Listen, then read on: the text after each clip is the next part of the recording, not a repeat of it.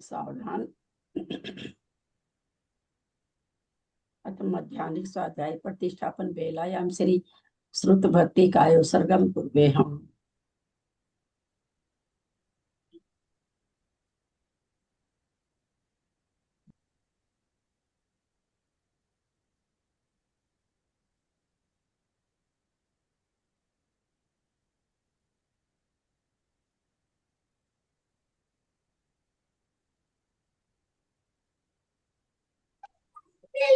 चुप चुप।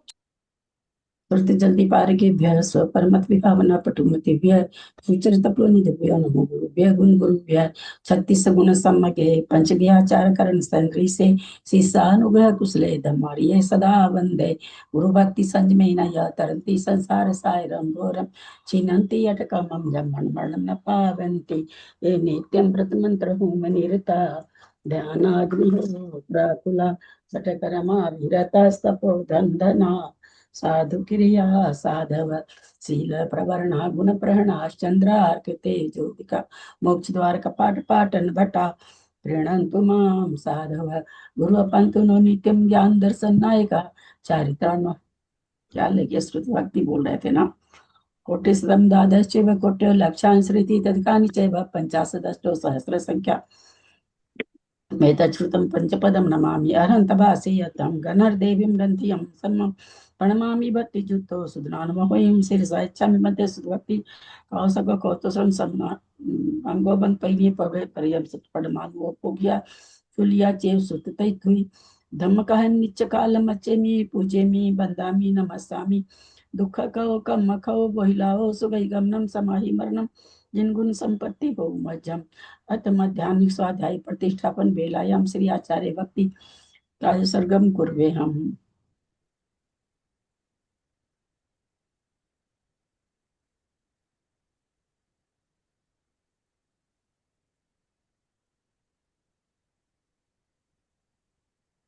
दीदी को चरण स्पर्श बाकी सबको सादर चाहिए।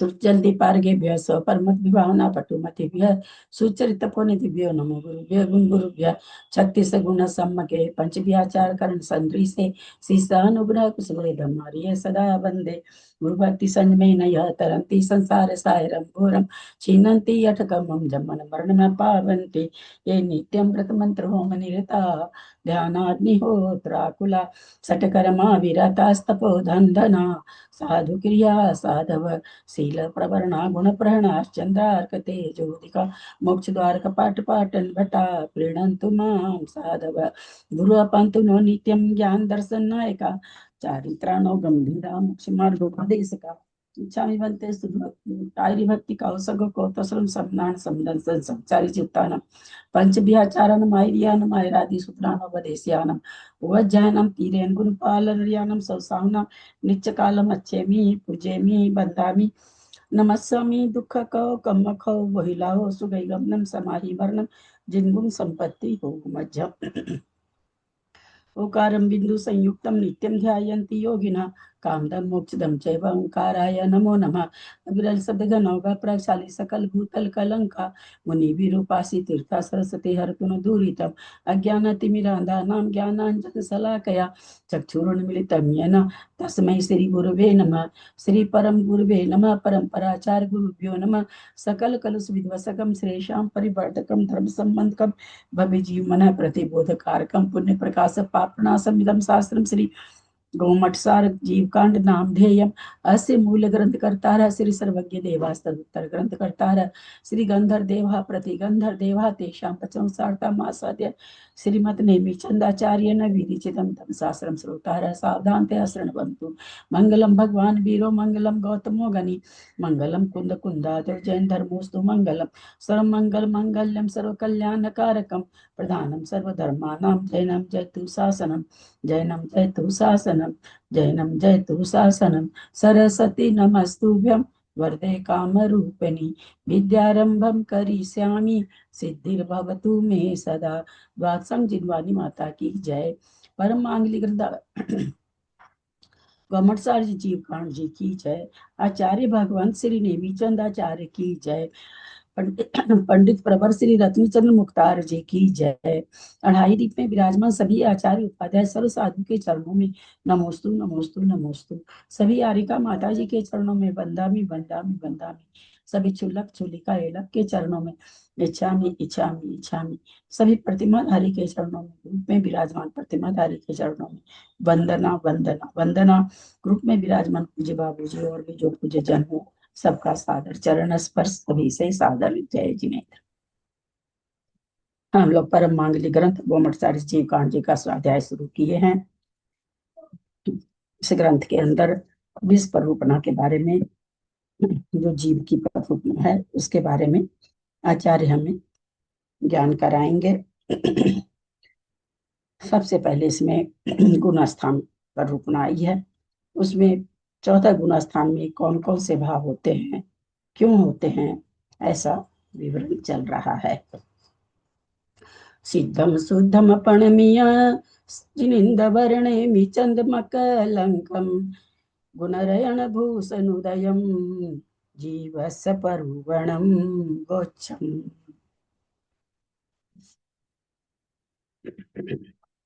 हमारे गाथा नंबर 11-12 का ही चल रहा है। इस गुणस्थान में कौन सा भाव है, जैसा कि हम लोग ने जाना पिछले दिनों में। मिथ्यात्व गुणस्थान में मिथ्यात्व प्रकृति के उदय से औदैहिक भाव है। मिथ्यात्व के उदय से औदैहिक भाव है। दूसरे गुणस्थान में आचार्य ने कहा कि यहाँ पर औदैहिक भाव नहीं है, पारिणामिक भाव है, क्योंकि यहाँ पर दर्शन मोहनी की किसी भी प्रकृति का उदय यहाँ पर नहीं बन रहा है। आचार्य ने गाथा में पहले ही कह दिया है कि 4 गुण स्थान दर्शन मोहनी की अपेक्षा कहा जाएगा। चारित्र नथी चारित्र नहीं है। 4 गुण स्थान तक चारित्र का कथन नहीं है। फिर भी यहाँ शंकाकार ने शंका उठाई। दूसरे गुण स्थान में अनंतानुबंधी का उदय है, अतः आप औदैहिक भाव घटाएं। आचार्य ने कहा अनंतानुबंधी चारित्र मोहनी की प्रकृति है और 1 से 4 गुण स्थान दर्शन मोहनी की अपेक्षा बनते हैं, अतः यहाँ पर औदिक भाव नहीं होगा, पारिणामिक भाव है। तीसरे गुण स्थान में बहुत शंका समाधान चलते चलते उन्होंने कहा कि सम्यक मिथ्यात् यानी तीसरे गुण स्थान में छायोपशमिक भाव है। शंका उठाई गई, वहां पर सम्यक्त्व का क्षय उपशम और उदय नहीं देखा जाता, छायोपशमिक भाव कैसे घटेगा। उन्होंने उत्तर दिया, यद्यपि वहां पर सम्यक प्रकृति का उदय नहीं है, लेकिन निरनवय नाश नहीं देखा जाता। सरधान जीव के सरधान का वहां पर सम्यक प्रकृति क्या है, जीव का तत्व तत्वार्थ सरधान वहां पर बोलो, वो वहां पर निरनवय नाश नहीं देखा जाता। निरनवय मतलब पूरा का पूरा, है ना, कि थोड़ा सा भी उसका एक अवयव भी, एक अंश भी उदय में नहीं हो तो निरनवय नाश होता है। तो कहते हैं ऐसा वहां पर नहीं है, थोड़ा सरधान भी वहां पर बना हुआ है, अतः वहां छायोपशमी का भाव घटेगा। चौथे गुण स्थान में आया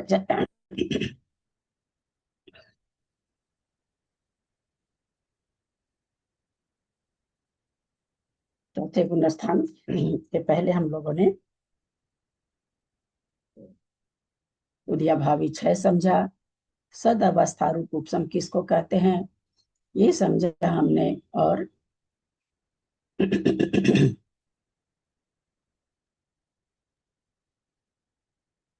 मिथ्यात्व मिथ्या दृष्टि कितने प्रकार के हो सकते हैं, ये कल हमारा विवेचन हुआ था।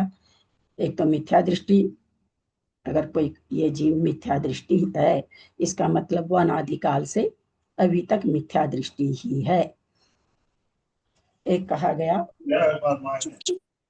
अनादिवत सादी मिथ्या दृष्टि। अनादिवत यानी अनादि के जैसा ही।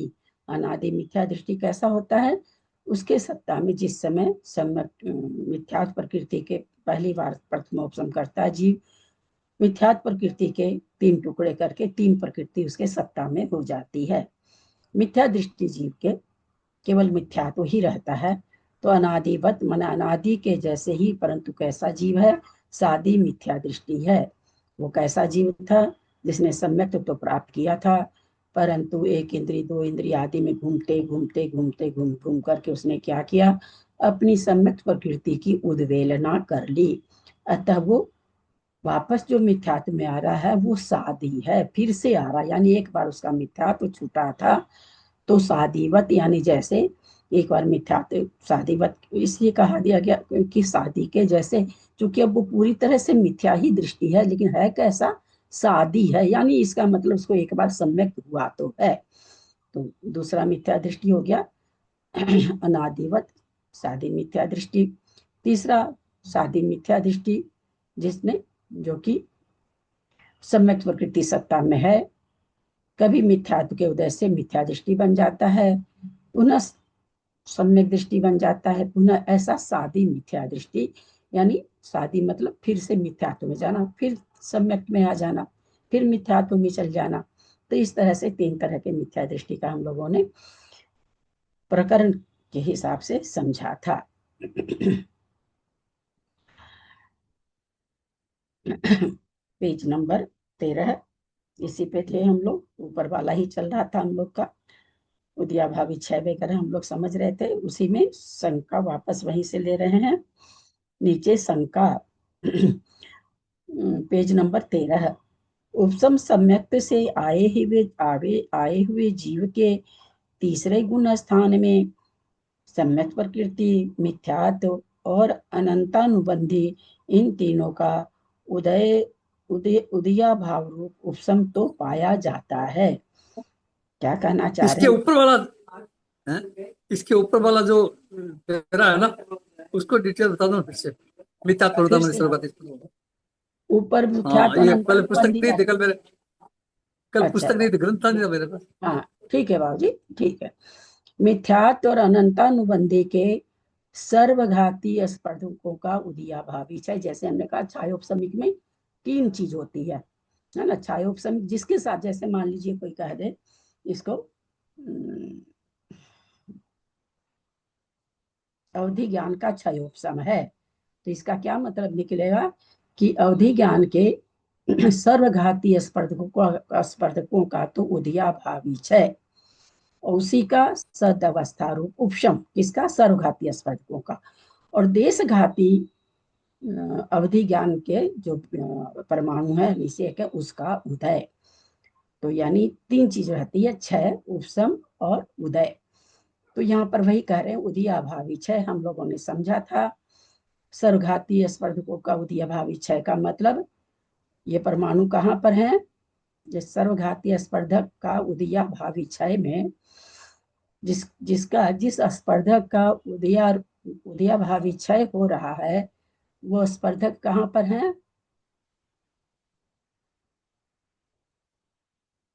उदय में आने वाले हैं।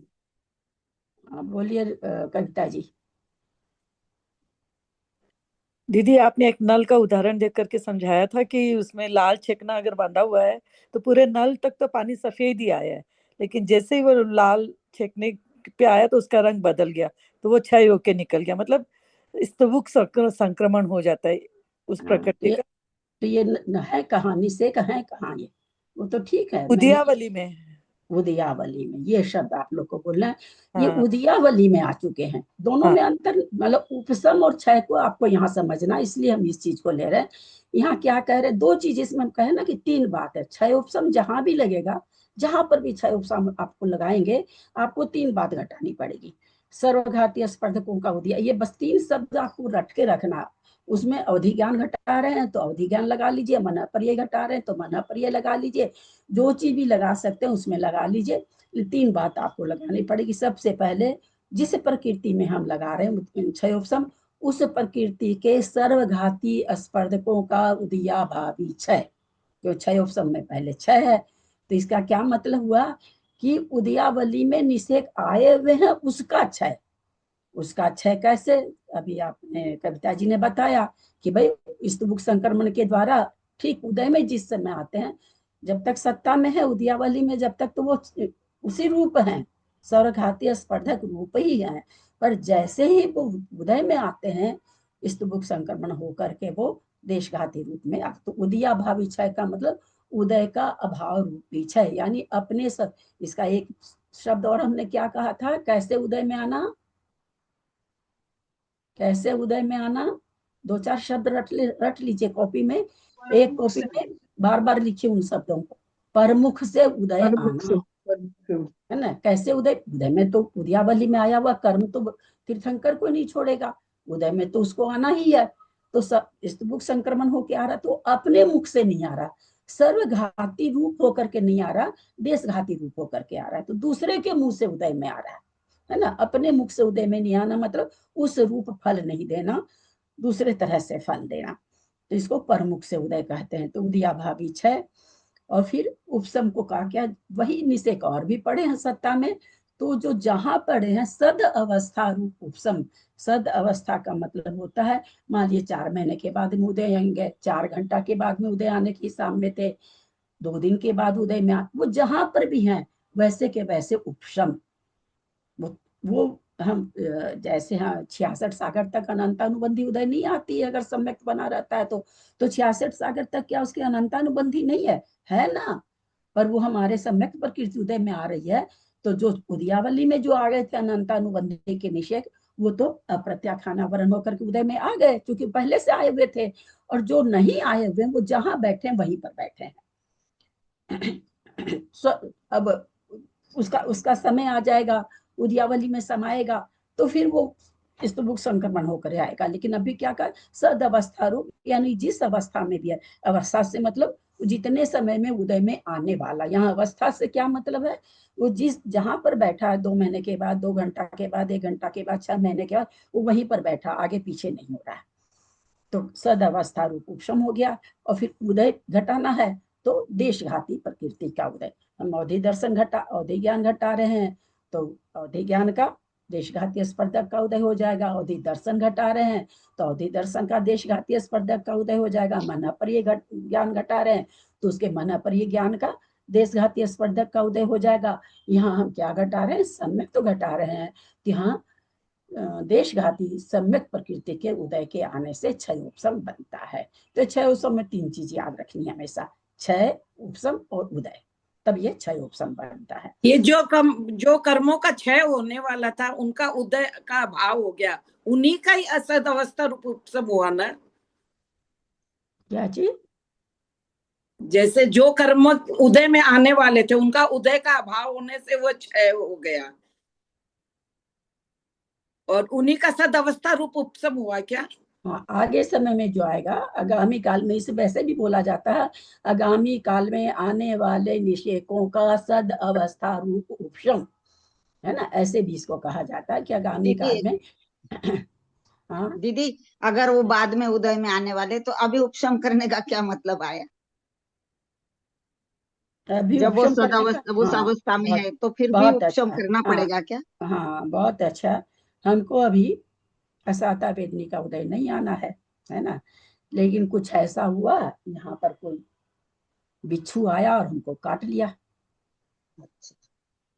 काट लिया हमको, आ गया वो निषेक, पहले आ गए उदय में। अच्छा है, लेकिन जब हम बहुत उपशम सुंदर। कर देते हैं तो वो उपशम ही रहेगा, वो आ ही नहीं सकता, किसी हालत ही नहीं आएगा, वो दबा बहुत ही सुंदर, रहेगा। बहुत सुंदर, प्रणाम दीदी, सादर प्रणाम। तो यहाँ पर कह रहे हैं मिथ्यात्व और अनंतानुबंधी के सर्वघाती, अनंतानुबंधी में सर्वघाती ही होता है। ये प्रश्न यहाँ पर खड़ा होता है कि भाई अनंतानुबंधी के सर्वघाती स्पर्धक लिख रहे हैं तो क्या उसमें देशघाती, में देशघाती नहीं होता, परंतु कि मिथ्यात्व के साथ लिख रहे हैं ना, तो इसलिए वो चीज आ रहा है कि मिथ्यात्व और अनंतानुबंधी में केवल सर्वघाती स्पर्धक है।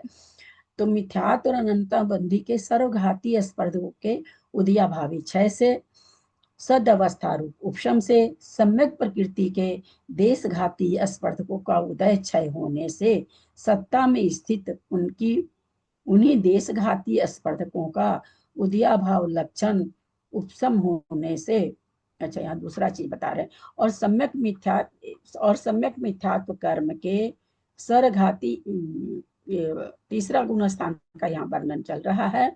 तो यहाँ क्या कह रहे हैं, मिथ्यात्व और अनंतानुबंधी का सर्वघाती स्पर्धकों का पहले उदयाभावी क्षय, उसी का उपशम, ये दो तो घटाना ही होगा। अब देशघाती प्रकृति का अगर उदय बना देते हैं तो उदय बनाएंगे तो सम्यक प्रकृति हो गई है ना, तब तो सम्यक पर सम्यक का हो गया। इनको अभी तीसरा गुण स्थान बताना है, इसलिए क्या कह रहे हैं, सम्यक प्रकृति के देशघाती स्पर्धकों का उदय क्षय होने से। यहाँ सम्यक प्रकृति के देशघाती स्पर्धक क्यों लिखा, सम्यक प्रकृति का भी सर्वघाती स्पर्धक लिखना था, क्योंकि सम्यक प्रकृति तो उदय में आ नहीं रही है। दीदी बोलू, हाँ बोलिए। सम्यक प्रकृति देशघाती ही है, उसमें सर्वघाती हाँ, स्पर्धक नहीं है। हाँ, उसमें सर्वघाती स्पर्धक पाए ही नहीं जाते, तो कहाँ से क्षय कराएंगे उसका, क्योंकि प्रणाम। मिश्र गुण स्थान है, मिश्र गुण स्थान में सम्यक प्रकृति उदय में रहेगी नहीं पूरी तरह से। इसलिए यहाँ पर कह रहे हैं कि उनके सम्यक प्रकृति का भी उदय उदय क्या उदय क्षय होने से, माने उदय का क्षय होने से, उदय में नहीं आ रही, उदय में आएगी तो चौथा गुण स्थान हो जाएगा। तो कह रहे हैं उसका उदय क्षय यानी उदय रूप नहीं है वो। सत्ता में स्थित उन्हीं देशघाती स्पर्धकों का उदया भाव लक्षण उपशम होने से, उसी सम्यक प्रकृति का सदावस्था रूप उपशम है जो आगे उदय में आएगी उसके देशघाती स्पर्धक।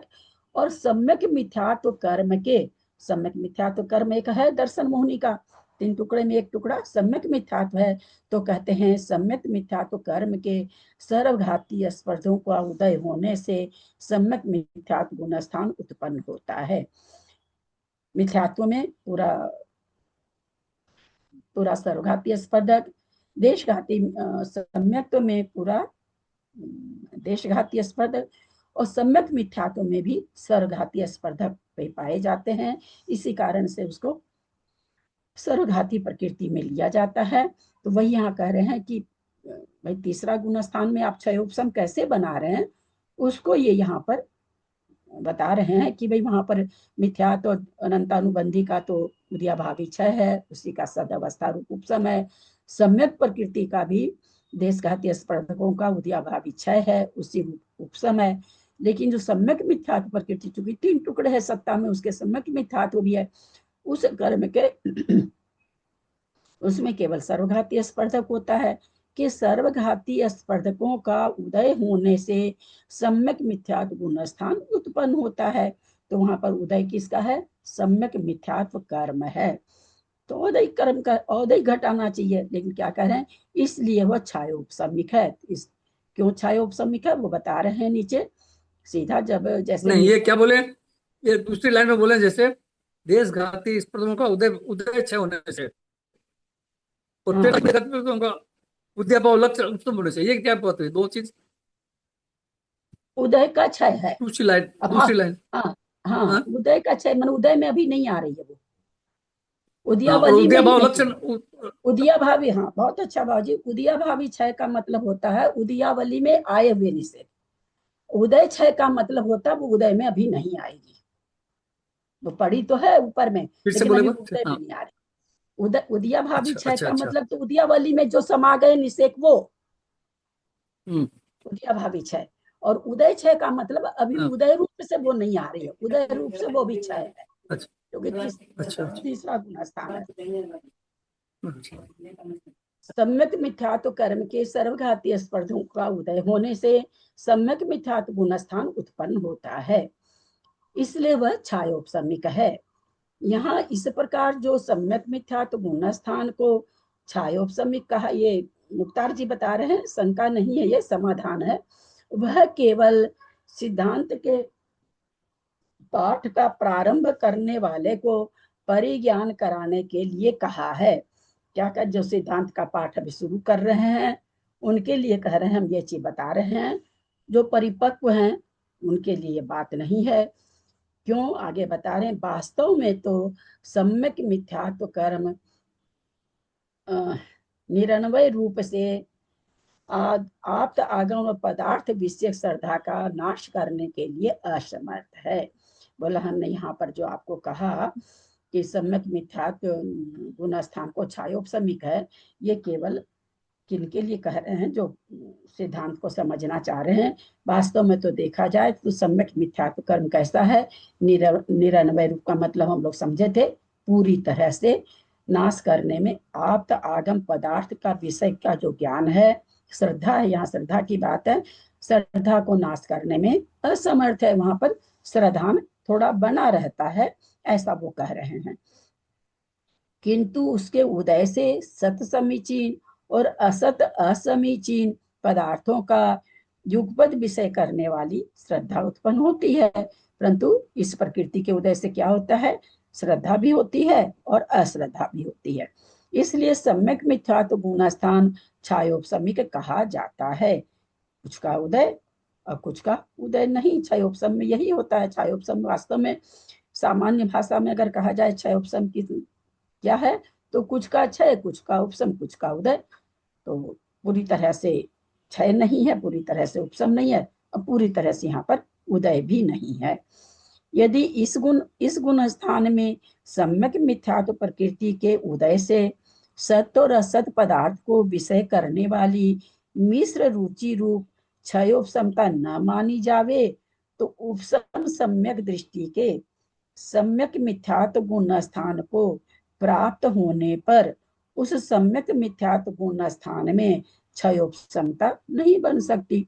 बोले क्यों करा रहे हैं, जब सबसे पहले प्रथम उपशम सम्यक दृष्टि जिसने तीन टुकड़े कर लिए, किसी जीव का मिथ्यात्व का उदय आया तो मिथ्या दृष्टि बन गया, किसी को सम्यक का उदय आ गया, उदय आने से मतलब वैसे परिणाम रहे, सम्यक रूप परिणाम रहे तो सम्यक दृष्टि बन गया, किसी के मिश्र परिणाम रहे तो कैसे बन जाते हैं, मिश्र प्रकृति वाला बन जाता है।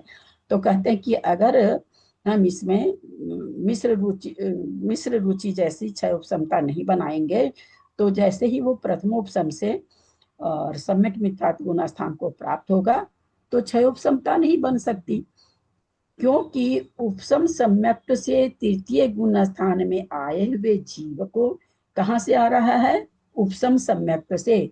वहां पर क्या है, बिल्कुल न कोई चल मलगाड़ दोष वाली प्रकृति है, कुछ भी नहीं है, सारी चीज एकदम दबी है, और पूरा क्षायिक सम्यक दृष्टि जैसा जीव है। वो कैसा जीव है, जैसा क्षायिक सम्यक दृष्टि जीव होता है वैसा जीव है वो उस समय। तो कहते हैं अगर उस वहां से, कहां से, क्षायिक सम्यक दर्शन, क्षायिक सम्यक दर्शन है नहीं, उसके जैसे परिणामों वाला तीसरे गुण स्थान में आएगा। तो ऐसी अवस्था में सम्यक प्रकृति, मिथ्यात्व प्रकृति, अनंतानुबंधी, ये भी प्रकृति उसके सत्ता में है, 7 प्रकृति हो गई है, 7 में से 1 का तो उदय बन रहा है और 6 उसके उदय में नहीं है। इन तीनों का उदयाभावी क्षय नहीं पाया जाता। तीसरे गुण स्थान में जो जीव आ रहा है उसको क्या है, क्योंकि उसके पास तो 7 प्रकृति है और 7 ही प्रकृति अभी उसके उदयावली में आई हुई है, क्योंकि वो वैसा ही था अभी। तो कह रहे हैं कि अगर हम इसको उपशम सम्यक क्षयोपशमिक सम्यक दर्शन मिश्र रूप सम्यक दृष्टि अगर उसको नहीं बनाएंगे, तो फिर सम्यक प्रकृति का, मिथ्यात्व का, अनंतानुबंधी का उदयाभावी क्षय नहीं बनेगा। यानी उदयाभाव क्षय नहीं बनेगा मतलब वो उदयावली से ऊपर है, फिर ये घट जाएगा। क्या हो जाएगा कि तीनों प्रकृति सम्यक, मिथ्यात्व और अनंतानुबंधी ये कहाँ पर है, उदयावली से ऊपर है। बोला ऐसा घट जाएगा, तो ऐसा तो हो नहीं सकता। उदय में तो है, जब मिश्र है तो तीनों ही प्रकृति, 7 ही प्रकृति है। तो कहते हैं दीदी उदयाभावी एक क्षय। मिनट पूछू दीदी, एक हाँ। मिनट। दीदी प्रणाम करती हूँ। अगर क्षय उपशम घटाना है तो वहाँ सर्वघाती और देशघाती प्रकृतियों का होना जरूरी है ना, हाँ, दोनों तभी तो रहेगी जब उदयाभावी, भी क्षय उपशम क्योंकि घटेगा। उदयाभावी क्षय घटाना, उदयाभावी क्षय घटाने के लिए 3 प्रकृतियों को रहना पड़ेगा ना। हाँ हाँ हाँ जी उदय रूप क्षय घटाते तो ऊपर रहती कोई बात नहीं, हाँ उदयाभावी क्षय हाँ उनको घटाना है तो फिर तो उदयावली में ये प्रकृतियां रखनी पड़ेगी। तो इसलिए जी कहते हैं उदयाभावी क्षय नहीं पाया जाता। फिर ये प्रश्न कर रहे हैं, उपशम सम्यक से आए हुए जीव के तृतीय गुण स्थान में सम्यक प्रकृति, मिथ्यात्व और अनंतानुबंधी, इन तीनों का उदय अभाव रूप उपशम तो पाया जाता है। ये क्या करें, उदयावली से ऊपर तो पाया जा सकता है। उदयाभावी क्षय अभी आप लोग को बताया ना, उदयाभावी क्षय मतलब जो उदयावली में निषेक आ गए वो, और उदय रूप अभाव मतलब वो उदयावली में नहीं, उदयावली के ऊपर है। यानी अभी जो उदय में आने वाले हैं वो उन निषेकों में ताकत नहीं आई है अभी, वो उनका समय अभी। ऐसा कुछ नहीं, मैं पहले भी बता चुकी हूँ कि हम लोग को जो इस तरह से पढ़ते हैं, मैं भी ताजी से कोई जैसे कोई लाइन लगी हो, है ना, हम यही पढ़ते थे ना, जो बताया जाता है नीचे कैसे ऐसे लाइन से बना के बताया जाता है। बताई थी मैं आप लोग को, एक दिन मेरे को एकदम चिंतन चला कि ये कहाँ लाइन बैठेगी, यहाँ है लाइन कि यहाँ है, निषेकों की लाइन कि यहाँ है कि यहाँ है, कि पैर में है, किस पैर में है, कि जंगा में है। बड़ा एक दिन दिमाग खराब हुआ कि ये निषेक की रचना लाइन कहाँ लगती है, लाइन कहाँ लगती है। हम लोगों ने इस चीज से समझा था, कोई लाइन नहीं लगती, निषेक जहाँ है वही है, वहीं उनका समय आ जाता है तो उदय में वहीं से आके खिल जाते हैं। वो निषेक चाहे यहाँ हो, चाहे यहाँ हो, चाहे यहाँ हो, चाहे यहाँ हो, चाहे पैर के अंगल में हो, चाहे जंघा में हो, जहां वो निषेक है उसका समय हो गया उदय का, तो वहीं से उदय में आ जाता है। ये बोलने की भाषा है, बताने की भाषा है, समझाने की भाषा है। आवली बनाना पड़ता है तो भाई आवली बना रहे हैं तो एक लाइन बना रहे हैं, ऐसा नहीं है। उद्यावली में आने का मतलब बताया था। कुछ निषेकों का समय एक अब उदय में आने का हो रहा है। वो निषेक पूरी बॉडी में कहीं भी हो सकते हैं।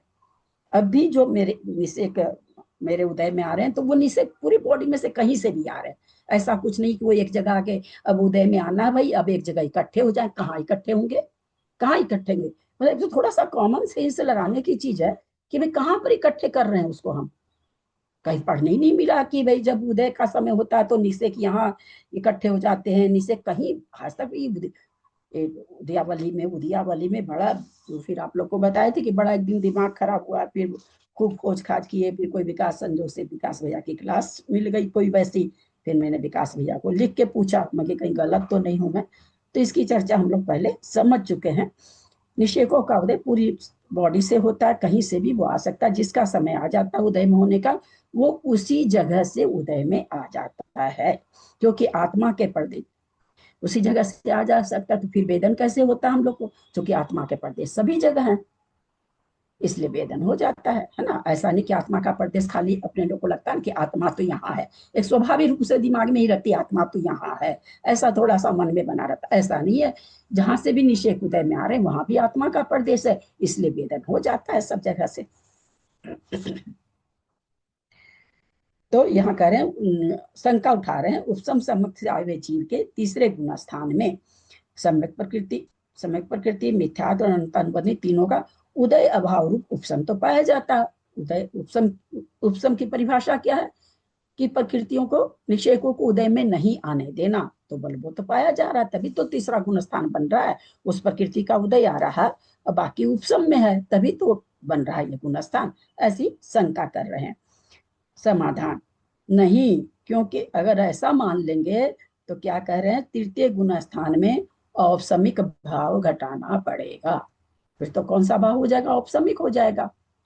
तो कहते हैं ऐसा नहीं है, तो मान लिया जाए। कहते हैं तीसरे गुण स्थान में औपसमिक भाव मान लिया जाए, क्या फर्क पड़ता है इससे, कोई इससे सिद्धांत में बाधा आ रही है क्या? तो समाधान देते हैं नहीं, क्योंकि तीसरे गुण स्थान में औपसमिक भाव का प्रतिपादन करने वाला कोई आर्ष वाक्य नहीं है। यानी पूर्वाचार्यों के द्वारा ऐसा कुछ भी नहीं कहा गया है कि तीसरे गुण स्थान में औपसमिक भाव है। अर्थात आगम में तृतीय गुण स्थान में औपसमिक भाव नहीं बताया है, अतः हम भी नहीं बताते।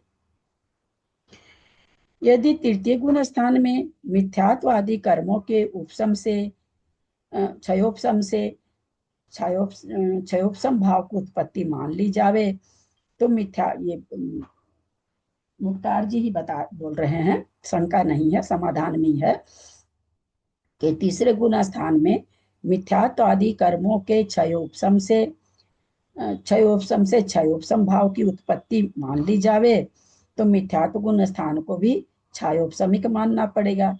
या सुंदर कहे भाई मिथ्यात्व गुण स्थान में भी फिर तो क्षयोपशमिक भाव घटाना पड़ेगा। वहां भी क्या है, सम्यक प्रकृति और मिश्र प्रकृति का उदयाभावी क्षय है, असद अवस्था रूप उपशम है। जो सादी मिथ्या दृष्टि है उसके तो है ही ना, अनादि के तो नहीं है। तो वहां पर भी फिर तो औपसमिक भाव ये घट जाएगा, क्या नाम है, क्षयोपशमिक भाव घट जाएगा, जो कि एक अनर्थ का कारण हो जाएगा। तो मिथ्यात्व गुण स्थान को भी क्षयोपशमिक मानना पड़ेगा, क्योंकि आ गया ना, सादी मिथ्या दृष्टि की अपेक्षा मिथ्यात्व गुण स्थान में, सादी मिथ्या दृष्टि का मतलब कौन सा जीव, जिसने शर्मिला कई दिन से कर रही है, थोड़ा आई है कि नहीं, नहीं आई है क्या? चलो सीमा, सादी मिथ्या दृष्टि आधा सेंटेंस हम बोल रहे हैं, पूरा करो। जिसने सादिक जिसने पहले सम्यक्त को प्राप्त किया था। जिसने सम्यक को, पहले का जो सम्यक को प्राप्त कर रखा हाँ, है। एक बार कर चुका। हाँ, एक बार दो बार से नहीं, जो सम्यक के साथ है, सम्यक के साथ ही है ना, अनादिबद्ध नहीं है कि उसका छूट गया है। शादी मतलब है वो सम्यक के साथ ही है, क्योंकि शादी मिथ्या दृष्टि की अपेक्षा मिथ्यात्व गुण स्थान में भी सम्यक प्रकृति, सम्यक मिथ्यात्व कर्म के उदय अवस्था को प्राप्त हुए स्पर्धकों का क्षय होने से सत्ता में स्थित उन्हीं का उदयाभाव लक्षण उपशम होने से तथा मिथ्यात्व कर्म के सर्वघातीय स्पर्धों के उदय होने से मिथ्यात्व गुण स्थान की उत्पत्ति बताई जाती है। कहते हैं कि मिथ्यात्व गुण स्थान की भी वही परिभाषा होती है कि सम्यक प्रकृति, सम्यक मिथ्यात्व प्रकृति का उदयाभावी क्षय सदावस्था रूप उपशम, और मिथ्यात्व प्रकृति के सर्वघातीय स्पर्धकों का उदय होने से मिथ्यात्व गुण स्थान बनता है। तो वहां पर भी यही परिभाषा है। तो उत्पत्ति बताई जाती, मिथ्यात्व गुण स्थान की उत्पत्ति बताई जाती है। इतने कथन से तात्पर्य यह समझना चाहिए कि तृतीय गुण स्थान में मिथ्यात्व, सम्यक मिथ्यात्व और अनंतानुबंधी कर्म के क्षयोपशम से छायोपशमिक भाव न होकर केवल मिश्र प्रकृति के उदय से मिश्र भाव होता है। इस कहते हैं, इसलिए इस कथन का, ये कथन कहने का तात्पर्य हमारा यह है कि तीसरे गुण स्थान में मिथ्यात्व, सम्यक मिथ्या और अनंताबंधी का कर्म का क्षयोपशम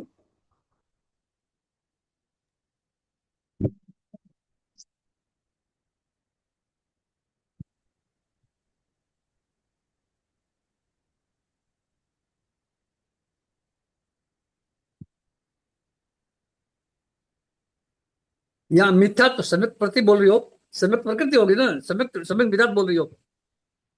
तृतीय गुण स्थान में मिथ्यात्व अच्छा सम्यक हाँ प्रकृति हाँ होना बाबू, चाहिए सॉरी, सम- निकल गया होगा। हाँ बाबूजी, सॉरी बाबूजी।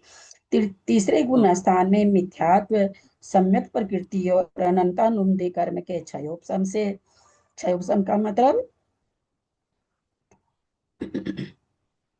क्षयोपशम का, खाली क्षयोपशम का मतलब यहाँ क्या होगा, जो छह प्रकृति बताए, इन छह प्रकृति में क्षयोपशम का मतलब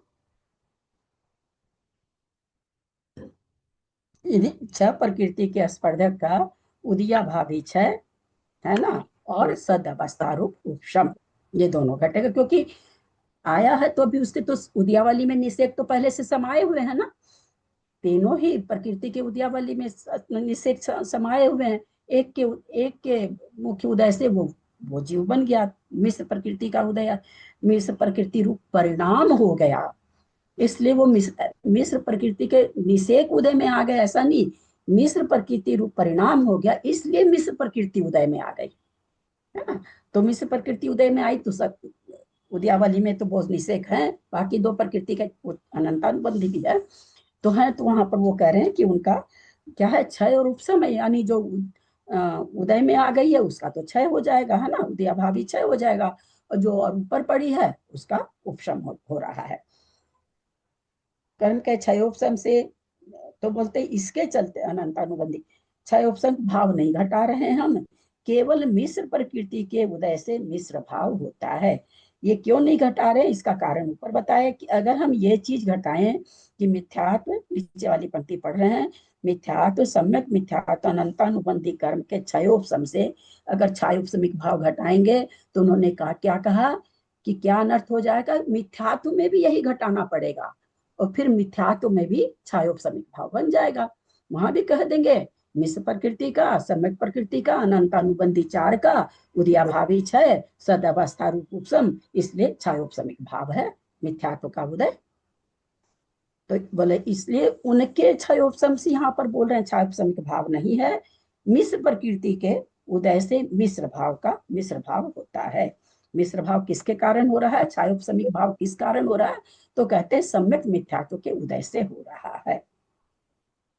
तो इसमें सम्यक, इसमें जो बताया इन्होंने तीसरे गुण स्थान में सम्यक प्रकृति और अनंत मतलब मिथ्यात्व सम्यक प्रकृति अनंत कर्म के क्षयोपशम से, तो जब प्रथमोपशम के समय तीसरे गुण स्थान में आ गया तो सम्यक प्रकृति को क्यों लिया गया यहाँ पे? जैसे क्या बोले? हाँ। मैंने बोला तीसरे गुण स्थान में मिथ्यात्व में अगर सम्यक प्रकृति और अनंतरनुबंधी बताया, ठीक है, अनंतरनुबंधी का हो गया, मिथ्यात्व का हो गया, लेकिन सम्यक प्रकृति को क्यों लिया? क्योंकि सम्यक प्रकृति तो अभी परत्मोपसम के बाद तृतीय गुण स्थान में आया, तो सम्यक प्रकृति का उदय माना जाएगा वहां पे? कहाँ उदय घटा रहे हैं? नहीं। नहीं, उदय उदय नहीं घटा। उदयावली में सारे निषेक आ गए, है ना। उदयावली में, अब उदयावली में तीनों प्रकृति के निषेक है। आपके जैसे परिणाम हो उस परिणाम वो प्रकृति आ जाएगी उदय में, बाकी का उदयाभावी क्षय हो जाएगा। समस्त प्रकृति आ गई तो उन दोनों का क्षय हो जाएगा, उदयाभावी क्षय हो जाएगा। मिश्र आ गई, उन दोनों प्रकृति का उदयाभावी क्षय हो जाएगा। मिथ्यात्व आ गया, उन दोनों का क्षय हो जाएगा, और बाकी सद अवस्था पड़ी रहेगी। अब चौथा गुण स्थान आ गया है। तो पहले गुण स्थान में औदिक भाव, दूसरे में पारिणामिक भाव, तीसरे में छायोपशमिक भाव। छायोपशमिक भाव का कारण इन्होंने बताया, मिश्र प्रकृति के उदय से यहाँ पर मिश्र भाव है, न कि छायोपशमिक। मिश्र भाव क्यों है? क्योंकि श्रद्धान भी है तत्वों का और अश्रद्धान भी है, मिश्र भाव है, इसलिए यहाँ पर छायोपशमिक भाव है, न कि दो प्रकृति के क्षय उपशम से और एक प्रकृति के उदय से, उसके कारण यहाँ पर छायोपशमिक भाव नहीं है। ऐसा घटाएंगे तो फिर चौथे में और इसमें कोई अंतर ही नहीं रह जाएगा। अब असंयत गुण स्थान आ रहा है। दीदी हाँ, मिथ्यात्व प्रकृति के उदय से ही मिथ्यात्व रूप भाव होते हैं, है ना? क्योंकि हाँ। अपने को शायद गाथा भी आई थी, मिच्छोदय न मिच्छत्तम, ऐसा लग रहा है। तो मिथ्यात्व के उदय से ही मिथ्यात्व कर्म का, मिथ्या भाव होने से ही मिथ्यात्व का उदय हुआ है ना? हाँ, हाँ, जी इसलिए औदिक भाव है वहां पर। हाँ, जी दीदी। असंयत सम्यक दृष्टि, यह जीव, यह कौन सा भाव है? यही है ना लिखा हुआ? एक छोड़ दिए, एक छोड़ दिए ना, ऊपर नहीं शंका। छोड़ी। कौन सी छोड़ी बाबूजी? अब म्यूट है बाबूजी। तो फिर छायोपशमिक भाव कैसे घटित होता है? ये लाइन नहीं पढ़े हो? बड़ा वाला पैरा पढ़ लिए, उसके बाद में जो शंका आ रही है। मेरे में तो नहीं है बड़ा, ऊपर में ही। नहीं, नीचे नीचे, जैसे पहले पैरा पहले शुरू से चल रहा है, दूसरा पैरा चालू हुआ, उसको खत्म हुआ, फिर अब शंका, तो फिर छायोपशमिक भाव कैसे घटित होता है? मेरे में तो नहीं है। बाबूजी, मैं तो एक पंक्ति और शंका नहीं है यहाँ पर, तो मेरे में तो शंका नहीं है। उस शंका से पहले पूरा पहरा है, पहले नहीं, शंका नहीं से कोई पहले शंका, पूरा वो तो पहरा सारा है। पढ़े हैं, वो तो सारा पढ़े हैं। मेरे में कोई शंका नहीं बाबूजी इसके बाद। हाँ? मेरे में नहीं है बाबूजी। असंयत सम्यक ये दृष्टि, शंका यह में कौन सा? हाँ बाबूजी। ये शंका मैं तुमको भेज दूंगी, शंका तुमको भेज, और शंका का तुमको भेज दूंगा, फिर इसका विश्लेषण चाहिएगा ठीक। मुझे थोड़ा। हाँ बाबूजी, कल ले लेंगे बाबूजी। असंयत सम्यक दृष्टि, यह कौन सा भाव है? औपसमिक भाव भी है, छायिक भाव भी है, छायोपसमिक भाव भी है।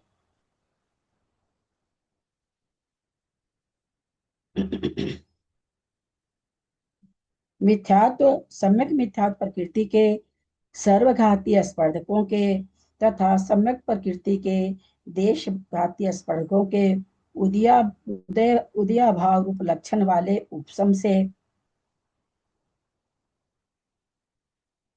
सर्वघातीय स्पर्धकों के उपशम सम्यक उत्पन्न होता है। क्या कहना चाह रहे हैं? क्योंकि मिथ्यात्व प्रकृति, सम्यक मिथ्यात्व प्रकृति क्या है? सर्वघाती है। तो बोलो उपशम सम्यक, तो भाई उपशम सम्यक की क्या परिभाषा है? तो वो यहाँ पर दे रहे हैं। उपशम सम्यक में कौन सी प्रकृति उदय में है वर्षा जी? 3 प्रकृति में से कौन सी प्रकृति उदय में है उपशम सम्यक में? वर्षा जी। सम्यक प्रकृति। अयो दीदी मैं बोलूं? मैं एक बार पूछूं पहले। एक मिनट, मैं सबसे पूछूंगी ये प्रश्न। औपचारिक सम्यक पूछा ना आपने मुझे। हाँ, आप सुन लेंगे दूसरे। हाँ, एक मिनट, बंद करिए। त्रिशला जी, हम ऊपर की लाइन से कोने में हमारे त्रिशला जी रहती है सबसे प्रथम, वही सबसे पहले खोलती है, इसलिए वो सबसे प्रथम रहती हैं। यहाँ पर उपशम सम्यक में 3 प्रकृति में से कौन सी प्रकृति का उदय है? उपशम सम्यक में तो कोई सी प्रकृति का उदय नहीं है। ना सम्यक प्रकृति का है ना सम्यक हाँ, मिथ्यात्व बस का बस और जी और नहीं बोलिए मंजू जी। औपसमिक सम्यक तो किसी जीव को है, उसको तीन प्रकृति दर्शन मोहनी की तीन प्रकृति में से कौन सी प्रकृति का उदय है? दीदी कोई भी नहीं होगा। कोई भी प्रकृति का नहीं है, उसी को औपसमिक कहेंगे। औपसमिक का मतलब हो गया उपशम का, यहाँ वही लिख रहे हैं हम, इसलिए प्रश्न पूछे ताकि आपको सेंटेंस समझ में, वाक्य समझ में आ जाए। माता जी मेरे गया ना निकल गया ना। हाँ, कुछ बोल रहे हैं क्या कोई? अंजना दीदी म्यूट कर लेंगे, अंजना दीदी म्यूट कर लिया। मिथ्यात्व, ध्यान से सुनिएगा, मिथ्यात्व यानी मिथ्यात्व, सम्यक मिथ्यात्व के सर्वघाती स्पर्धक, क्योंकि सर्वघाती स्पर्धक क्यों लिखा? क्योंकि इन दो प्रकृतियों में सर्वघाती स्पर्धक ही होते हैं, है ना? समझिएगा सेंटेंस को। तो ये दोनों प्रकृति के सर्वघाती स्पर्धक तथा सम्यक प्रकृति के देशघाती स्पर्धक, क्योंकि उसमें सर्वघाती होता नहीं। इन दोनों का उदय उदय अभाव रूप लक्षण वाले, तीनों का क्या है? उपसम में लक्षण वाले उपसम से, यानी उपसम का लक्षण क्या है? अगर कोई सादी मिथ्या दृष्टि है अथवा प्रथमोपसम जिस समय कर रहा है, प्रथमोपसम सम्यक दृष्टि किसको कहेंगे? जिसको तीनों प्रकृति सत्ता, तीनों प्रकृति सत्ता में तो बतानी ही पड़ेगी प्रथमोपसम के, जिसको तीनों प्रकृति सत्ता में है परंतु उदय एक का भी नहीं है। अनंतानुबंधी का तो रहेगा ही नहीं, वो बात हम नहीं बोल रहे हैं यहाँ पर। तो ये क्या कह रहे हैं कि लक्षण वाले उपसम से उपसम सम्यक उत्पन्न होता है, इसलिए असंयत सम्यक दृष्टि यह भाव औपसमिक है। इसलिए चौथा गुण स्थान के लिए क्या कहे? कोई प्रथम उपसम प्राप्त करके कर रहा है, कोई मिथ्यात्व के तीन टुकड़े कर लिया, करके अनंतानुबंधी को भी दबा रखा, इन तीनों को भी दबा रखा, सातों प्रकृति उसकी दबी हुई है। तो जितनी देर दबी हुई है, कितनी देर दबी हुई रहेगी बाबूजी?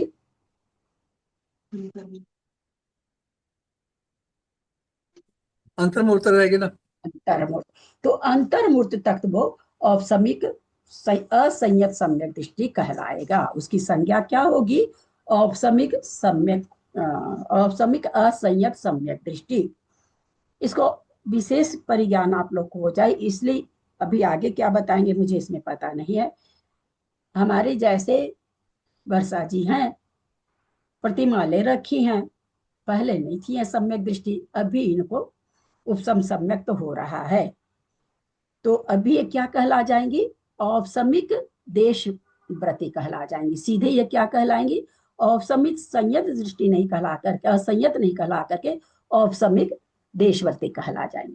सातवीं गुणस्था में मुनि महाराज हैं, वो क्या कहला जाएंगे? अप्रमत कहला जाएंगे, वो भी औपसमिक अप्रमत गुणस्थानवर्ती कहलाएंगे। क्योंकि जिस समय तीन टुकड़े हो रहे हैं, अंतर्मुक्त का समय है, मुनि महाराज को उसी समय सम्यक हो रहा है, जिस समय केस लोच हो रहा है, अथवा मुनि महाराज उन पर लौंग डाल रहे हैं, सातवें गुण स्थान को प्राप्त कर रहे हैं, उसी समय परिणामों में विशुद्धि आने से उनके प्रथमोपसम भी हो रहा है। तो उस समय वो जीव क्या कहलाएगा? सातवें गुण अप्रमत, औपसमिक अप्रमत। ठीक है, तो ये इसलिए तीनों गुण स्थान में बन जाता है। चलते हैं हम आगे। उपसम सम्यक तो होता है, इसलिए असंयत सम्यक दृष्टि यह भाव औपसमिक है। तो असंयत गुण स्थान में कौन सा भाव सबसे पहले बताया? कि औपसमिक भाव पाया जाता है। चौथे गुण स्थान में एक भाव पहले घटाया उन्होंने कि औपसमिक भाव पाया जाता है। किसकी अपेक्षा चल रहा है? किस कर्म की अपेक्षा चल रहा है?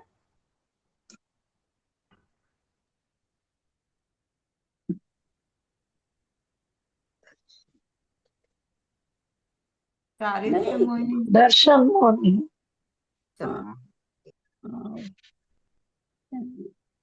थोड़ा सा अब हैंड रेज करा करो, तब तो मुझे पता चलेगा कि आप लोग को आ रहा है। कि त्रिशला जी ने तो किया था, दर्शन मोहनी की अपेक्षा चल रहा है। तो यहाँ पर उपसम किसका हो रहा है? दर्शन मोहनी प्रकृति का हो रहा है ना। चार अनंतानुबंधी है तो चारित्र मोहनी के, पर वो दोनों तरह से काम करते हैं ना, सम्यक को भी घातती है और संयम को भी घातती है। तो यहाँ पर कह रहे हैं और यह भाव औपसमिक है।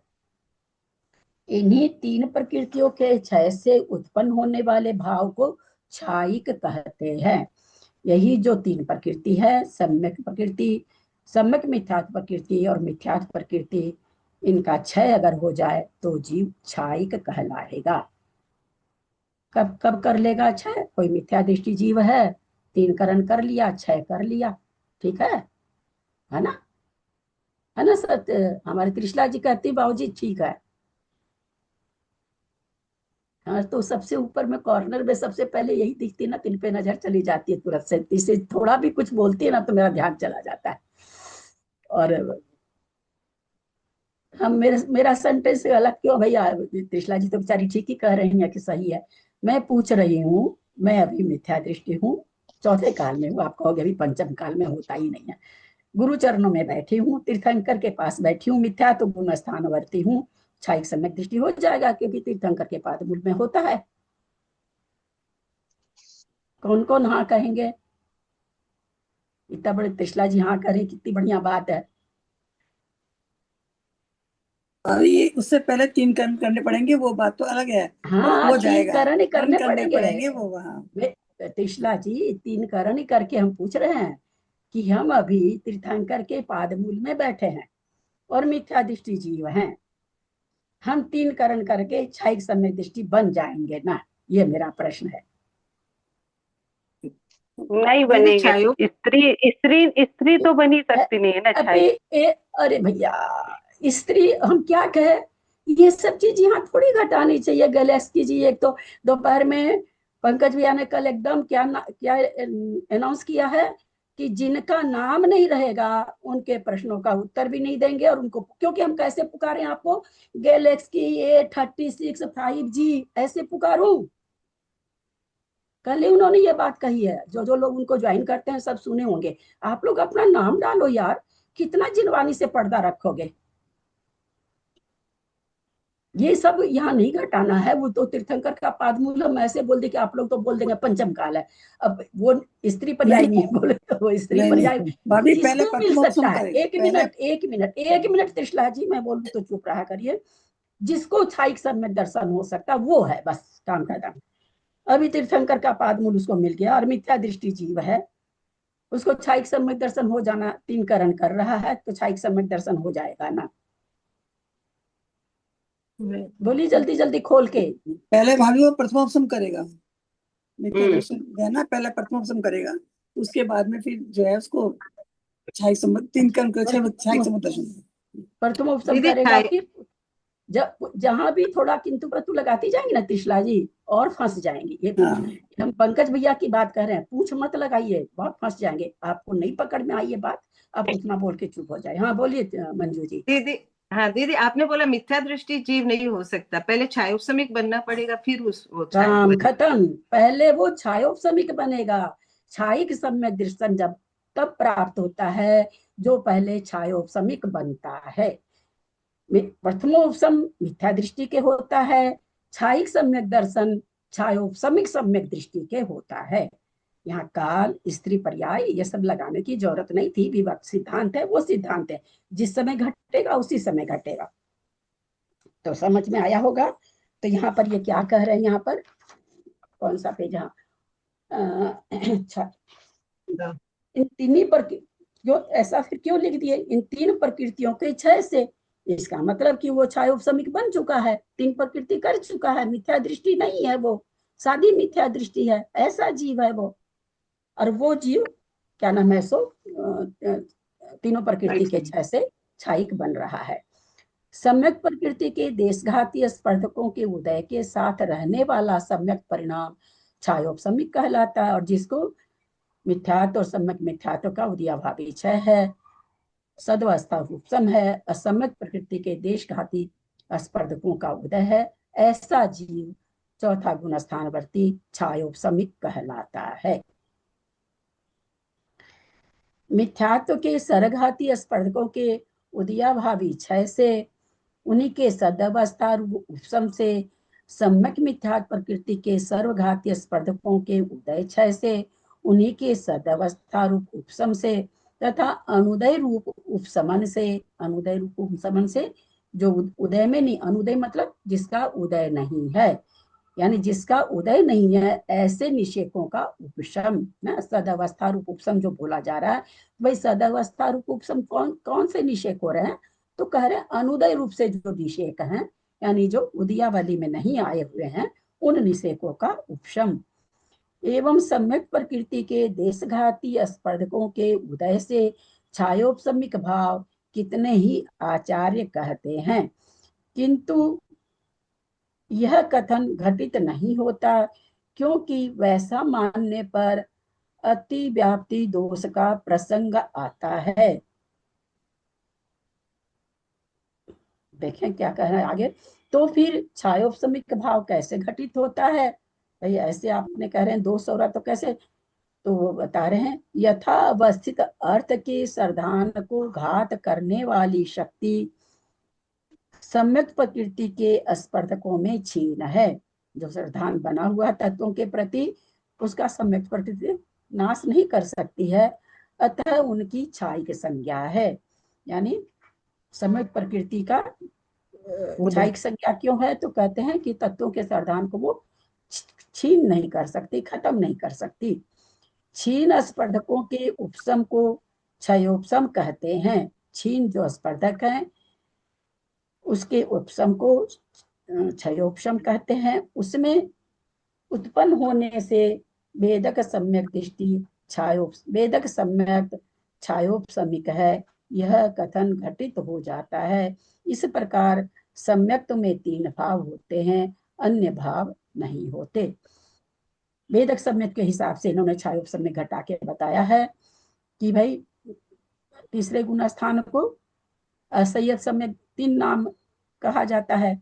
तीसरे गुण स्थान चौथे गुण स्थानवर्ती जीव को असंयत सम्यक दृष्टि, वो क्यों कहा जाता है? क्योंकि वहां पर संयम नहीं है। छायोपशमिक सम्यक दृष्टि कहा जाता है, क्यों कहा जाता है?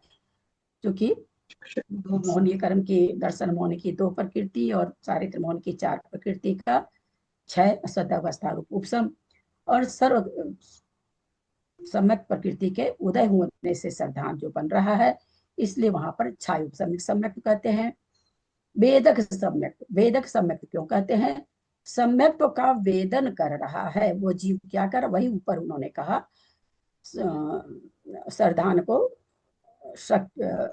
सरधान को घात करने वाली शक्ति, क्योंकि वो वेदक सम्यक दृष्टि है, यानी वो तत्वों के सरधान को वेदन कर रहा है।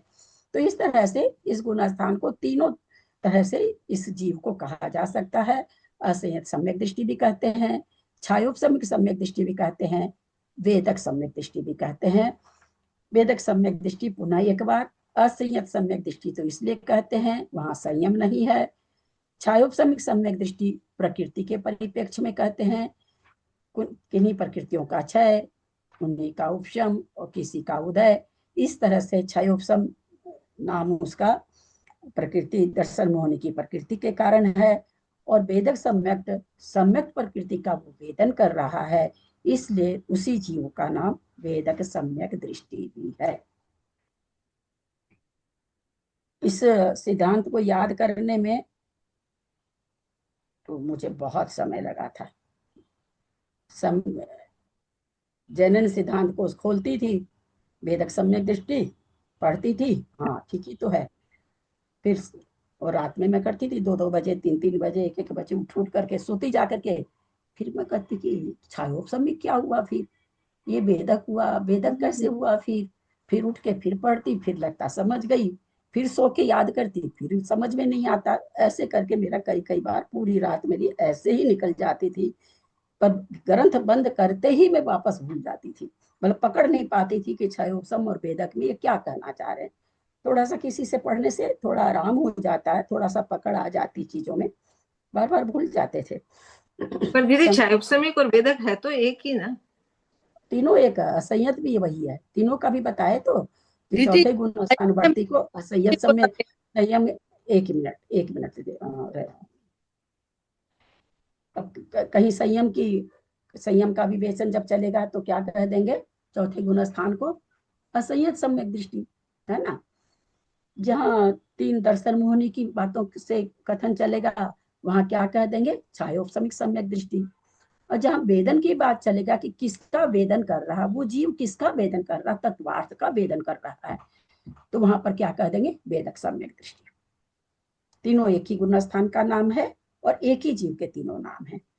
कथन का जिस समय जो विवेचन चलता है उस तरह से उसका नाम हो जाता है। बोलिए क्या कह रहे हैं। एक मिनट भाभी, मैं कह रही थी वेदक सम्यक दृष्टि जो मतलब है, ये छायिक सम्यक दृष्टि बनेगा ही, मतलब ये निश्चित है, इसलिए छायिक सम्यक दृष्टि का नाम नहीं बोला गया, या क्या हुआ? चौथे गुण स्थान में छायिक सम्यक दृष्टि भी तो होते हैं। उसका विवेचन तो अभी अलग करेंगे ना, अभी तो उसको अभी तो वही घटा रहे हैं, छायोपसमी के भाव घटा रहे हैं ना अभी तो। अच्छा अच्छा, अभी छायोपसमी के भाव घटा रहे हैं। भाभी एक बात सुनो, मैं बता एक मिनट तिशला जी, और ये छायोपसम सम्यक दृष्टि छायिक होगा ही। कितने दिनों में हो सकता है? होगा ही, ठीक है, होगा तो जरूर, क्योंकि जिसने एक बार सम्यक दर्शन को प्राप्त कर लिया, नियम से मोक्ष जाएगा, मोक्ष जाने के लिए छायिक सम्यक दर्शन प्राप्त करना पड़ेगा। अधिक से अधिक कितने काल तक में कर सकता है? वो तो आप एक मिनट त्रिशला जी, आप ऐसा वाक्य बोले तो मेरा यह प्रश्न खड़ा हो गया। नहीं, वेदक सम्यक दृष्टि का हमने पढ़ा था ना कि जब मर के मतलब वो वेदक सम्यक दृष्टि है तो छायिक बनेगा ही बनेगा, ऐसा निश्चित है, ऐसा एक सिद्धांत। नहीं, हम ये कह रहे हैं वेदक उदक सब छोड़ दीजिए आप। एक बार सम्यक दर्शन जिसने प्राप्त कर लिया वो छायिक बनेगा ही बनेगा। मेरा अब यहाँ पर उससे लगा हुआ एक दूसरा आप लोगों को ज्ञान कराने के लिए है कि आप लोगों को ये मोटी मोटी बात भी दिमाग में है कि नहीं, कि कितना काल लेगा वो छायिक बनेगा। ऐसे नहीं बोले कोई भी, ऐसे नहीं बोले कोई भी। पहली बात तो अभी मैं परावर्तन काल लेगा वो जी। हाँ, अधिक से अधिक अर्धपुद्गल परावर्तन काल में उसको छायिक सम्यक दर्शन होके ही रहेगा, और कम तो अंतर्मूर्त भी बहुत है। जब ये लगातार रहता है तब उसका काल अलग से बताया था ना सर, लगातार छायोपसमिक सम्यक दृष्टि वाला जीव का काल अलग से बताया था, तो अलग था। हाँ, मतलब जैसे ये जीव अर्धपुद्गल परावर्तन तो वो जीव रहेगा जो कि वापस मिथ्यात्व में आएगा, फिर वापस सम्यक्त्व में आएगा, फिर वापस, लेकिन जो लगातार सायोपसमिक भाव के साथ रहता है उसका भी आपने अलग से कुछ बताया था कि वो इतने काल तक रहता है, उसका काल भी बताया था, याद नहीं है मेरे को, पर उसका काल अलग है।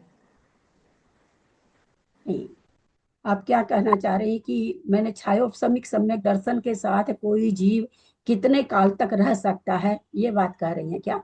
अधिक से अधिक कितने काल तक रह सकता है? उसके बाद वो छायिक बनता है, मतलब बन के मोक्ष नहीं, ना ना ना ना ना, फिर तो बात खत्म हो गई, सिद्धांत टूट गया, फिर अर्धपुद्गल परावर्तन कहाँ रहा? अच्छा, ये आप 3 दिन की क्लास में ये चीज आ चुकी है। बोलिए इनके प्रश्न। नहीं, मैं ये बोल रही थी कि अर्धपुद्गल परावर्तन तो वो मिथ्यात्व में जाएगा, फिर आएगा, फिर आएगा, लगातार यदि छायोपसमिक रहता है तो उसका संख्या अलग। हाँ, तो चलिए, कोई 66 सागर तक, बाबूजी 66 सागर तक रह गया छायोपसमिति में, असंयत गुण स्थान में। उसके बाद ये अपनी तो हो चुकी है, ये वीडियो सुनी नहीं होंगी मंजू जी। अब उसकी क्या गति हो सकती है? वो आ जाएगा, आपके प्रश्न का उत्तर आ जाएगा। उसकी क्या गति हो सकती है? हैंड रेज करें तो उसकी क्या क्या गति हो सकती है? बोलिए बाबूजी, आप ही बोलिए पहले। बाबूजी आप बोले पहले। या तो सम्यक से छूट के मिथ्यात्व आ सकता है, या फिर उसको छायिक सम्यक हो जाएगा। दो 66 सागर बोलते हैं ना, 66 सागर बोलते हैं, 66 सागर तक, 66 सागर तक। हाँ, नहीं बाबूजी, 66 सागर है ना, असंयत गुण स्थान का काल नहीं है, उसमें फिर मिश्र गुण स्थान लाना पड़ता है। असंयत गुण स्थान का तो 66 सागर है। तो 66 सागर में 66 सागर तक कोई रहा सम्यक दृष्टि, उसके अंतर्मूर्त पहले या तो छपना चालू कर देगा और या वह मिथ्यात्व में आ जाएगा। अंतर्मूर्त पहले 66 पूरा नहीं कर पाता है, 2 विवक्षा और अर्धपुद्गल परावर्तन काल रुलता रहेगा। हम लोग पंच परावर्तन 2-3 बार कर चुके हैं। आप लोग प्रश्न ऐसा करते हैं तो प्रश्न खुलते जाते हैं। वो ये अर्धपुद्गल परावर्तन काल पूरा करने के लिए जीव कहाँ पर जाता ही जाता है, घूम रहा है, अनंत संसार में घूम रहा है। अर्ध पुद्गल, ताकि आपको भाव भासना हो कि अर्ध पुद्गल परावर्तन काल कितना है।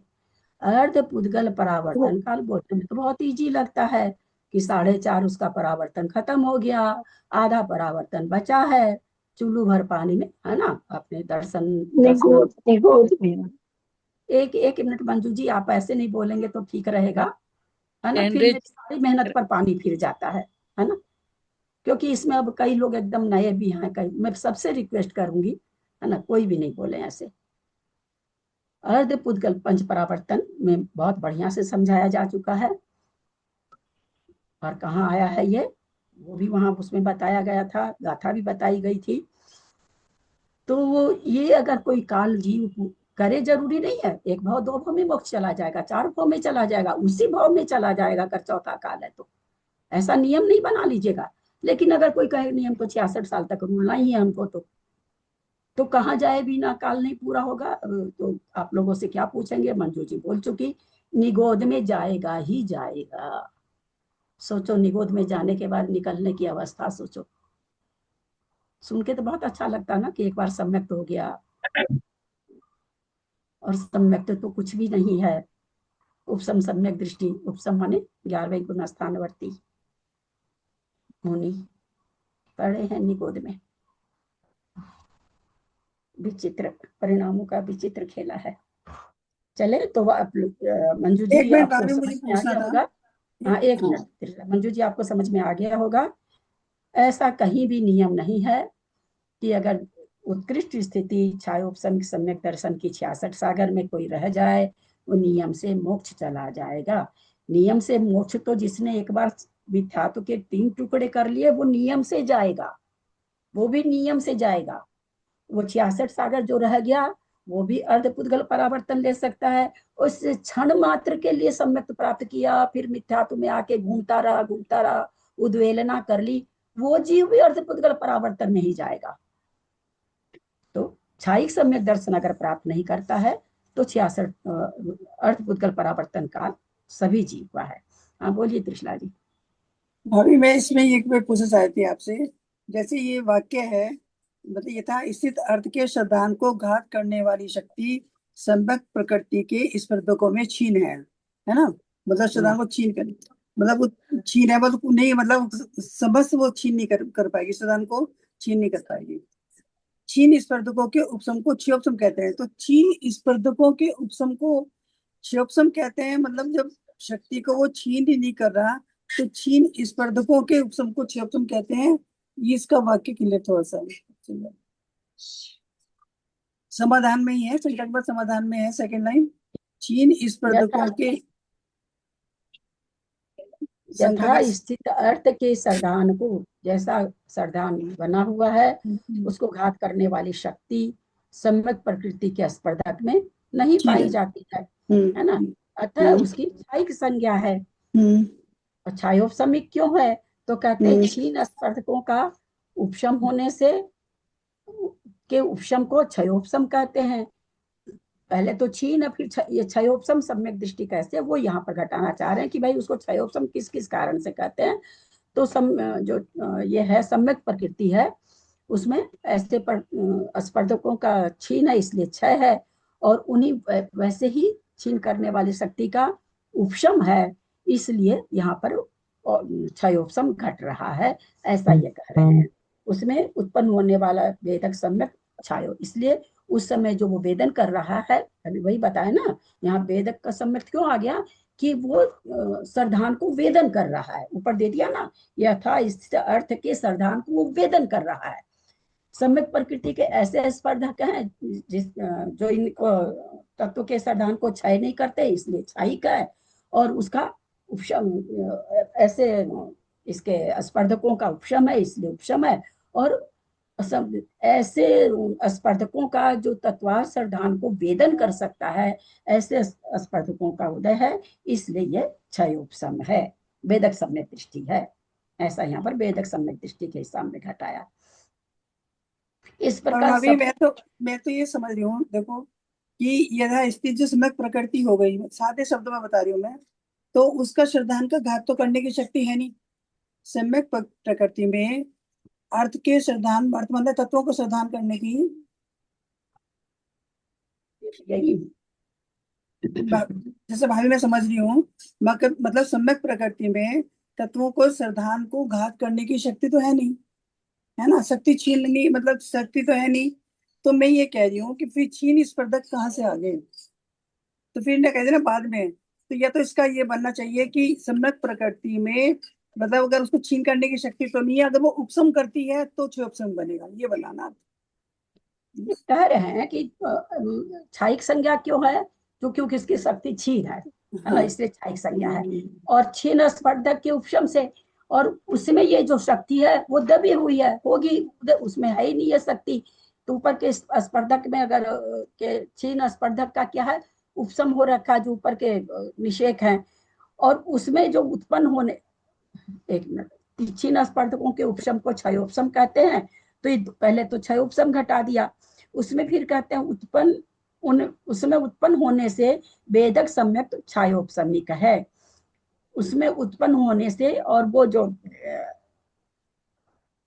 निषेकों स्पर्धकों की जो संज्ञा है क्षय और उपशम, उसमें कहते हैं कि ये सम्यक प्रकृति का, उसमें वो उत्पन्न हो रही, यानी उसमें तत्वों का सर्धान हो रहा, तत्वों के सर्धान की को क्षय करने की शक्ति का अभाव होने से, उन्हीं स्पर्धकों में शक्ति का उपशम होने से, और फिर तत्वों का सर्धान रूप होने से कहते हैं यहाँ पर वेदक सम्यक को भी छायोपशमिक सम्यक तो छायोपशमिक है, यह कथन घटित हो जाता है। ऐसा वो छायोपशमिक के लिए भी घटा रहे हैं, उसी को वेदक सम्यक। तो ये यहाँ पर कुल मिला के ये कहना चाह रहे हैं कि हम वेदक सम्यक उसको क्यों कहते हैं, क्योंकि वो तत्व के सर्धानों का वेदन कर रहा है, उसका घात नहीं हो रहा इस प्रकृति के द्वारा। इस प्रकार सम्यक्तों में 3 भाव होते हैं, है ना। छायोपशमिक में सब जगह 3 भाव होते हैं, वही चीज यहाँ पर घटा रहे हैं कि छायिक भाव, औपशमिक भाव और वेदक छायोपशमिक, छायिक और औपशमिक भाव, 3 भाव होते हैं। असंयत दृष्टि में गति, लिंग आदि भाव पाए जाते हैं, फिर उनका ग्रहण क्यों नहीं होता, क्यों नहीं कहा, क्यों नहीं। टाइम हो गया आपका, कभी तबियत खराब हो जाए। 38 हो गए। असंयत सम्यक दृष्टि में भले ही गति, लिंग आदि भाव का अस्तित्व रहा जाए, किंतु उनसे सम्यक उत्पन्न नहीं होता। इन प्रकृतियों से कोई सम्यक उत्पन्न थोड़ी होता है। इसलिए सम्यक दृष्टि औदिक भावों के, औदिक आदि भावों के व्यपदेश को प्राप्त नहीं होता, ऐसा अर्थ ग्रहण करना चाहिए। छायोपशमक सम्यक तो लब्धि छायोपशमिक है, क्योंकि वह सम्यक प्रकृति के उदय से उत्पन्न होती है। सम्यक लब्धि लब्धि है ना, प्राप्ति है, तो बोला छायोपशमिक है क्योंकि वो सम्यक प्रकृति के उदय से होती है। और सम्यक प्रकृति कैसे उदय में आती है, इसका उन्होंने उस शंका के रूप में उत्तर दिया कि छायोपशमिक कैसे होता है। तो यहाँ पर कहते हैं छायोपशमिक लब्धि है, सम्यक प्रकृति छायोपशमिक लब्धि है।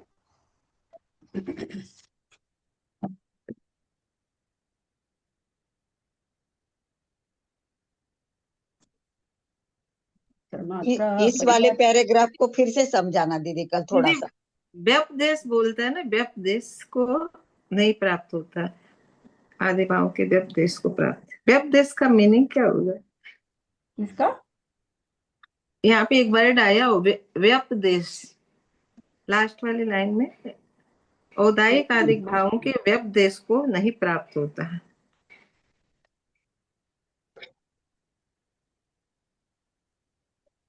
अच्छा, हाँ, नीचे, इसलिए सम्यक दृष्टि औदिक आदि भावों की व्यपदेश, व्यपदेश मतलब संधि विच्छेद करेंगे इसको तो बी प्लस उपदेश, माने विशेष उपदेश नहीं प्राप्त होता है। जो आगम में सम्यक दृष्टि का औदिक भाव का जो आपने लिंग और वो गति आदि आप जो कह रहे हैं, तो कहते हैं इसका कि भाई औदिक भाव है, तो बोला ऐसा विशेष उपदेश हमें प्राप्त नहीं होता। व्यपदेश मतलब उपदेश, विशेष उपदेश, ऐसा अलग से हमें कोई आगम में उपदेश नहीं मिल रहा है कि भाई इसमें गति, लिंग आदि के उदय होने से इसको औदिक भाव कह दिया जाए, तो ऐसा हम लोगों को कोई व्यपदेश नहीं प्राप्त हो रहा है। यदि एक वर्ड और भी आया था पहले, अतिव्याप्ति दोष का प्रसंग आता है। अतिव्याप्ति का मीनिंग, अतिव्याप्ति का मीनिंग कौन समझाएंगे? लक्षण कितनी तरह के होते हैं? अब वही 3 बजे की फिर अच्छा कल बता दीजिए भाभी, कल बता दीजिए। नहीं, वर्ड का मतलब मीनिंग अपन थोड़ा, ये बार बार आते हैं ना ये वर्ड, इसलिए मैंने कहा इनका वास्तव में क्या मीनिंग है। इसीलिए तो वहां ले जा रहे थे जहां आप लोग मीनिंग निकाल लेंगे, मैं नहीं निकाल के आप ही लोग स्वयं निकाल लेंगे, इसलिए वहां ले जा रहे थे आपको, है ना। एक कमरे में 50 आदमी बैठे हैं, 25 आदमी गोरे हैं, आप बाहर से कह रहे हो उस कमरे में से गोरे आदमी को बुला के ले आओ ना। अतिव्याप्ति दोष है, 25 आदमी गोरा है, किसको लाएगा बुला के? अच्छा, अतिव्याप्ति, अव्याप्ति, यह है ना 3 लक्षण है ना, 3 तरह के लक्षण घटित होते हैं ना। कर लेते हैं इसको। यदक्षर मात्र पदवाक्यहीनम मया प्रमादादि किंचनोक्तम तन्मे क्षमित्वा विदधातु देवी सरस्वती केवल बोधलब्धि बुद्धि समाधि परिणाम शुद्धि स्वात्मोपलब्धि शिव सौख्य सिद्धि चिंतामणि चिंतित वस्तु दाने तम वंदमानस ममास्तु देवी। या वाणी के ज्ञान ते सुझे लोकालोक सुवाणी अस्तक्षरो सदा दे दो। हे जिनवानी भारती तो ही जपू दिन रहन जो तेरा शरणा गए सो पावे सुख चैन। देव बजू अनंत को गुरु से हो निर्ग्रंथ दया धर्म पालू सदा ही मोक्ष का पन। द्वाद संग जिनवानी माता की जय। 9 बार नमोकार।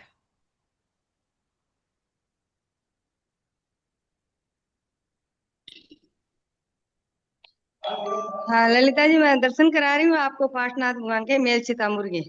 2 मिनट रुकिएगा।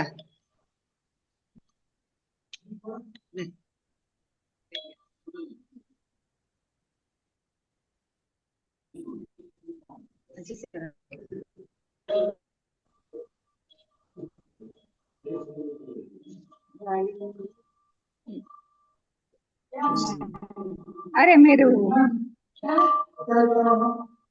लिखा हुआ पूरा दर्शन हो गया।